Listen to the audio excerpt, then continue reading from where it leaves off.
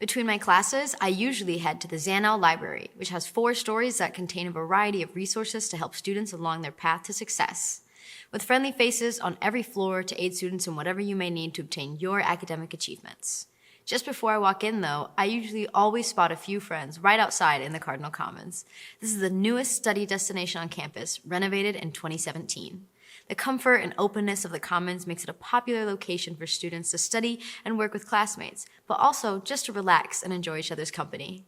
Walking to the first floor of the library, you will find study rooms for you and your peers to hold a study group, work on group projects, or simply hang out.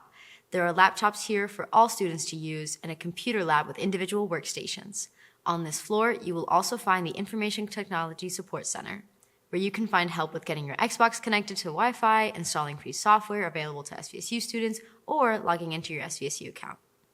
The Writing Center, found on the second floor, is an essential resource for all students. In the Writing Center, students and staff are available to work with you on a variety of subjects, whatever you need. The Center for Academic Achievement offers tutoring for a variety of subjects, including your freshman math class or your first writing assignment.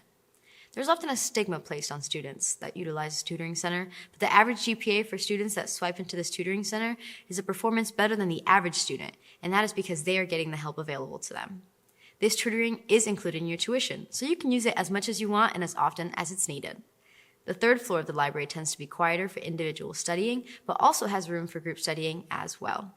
It also has stacks and collections of reference materials for students to utilize.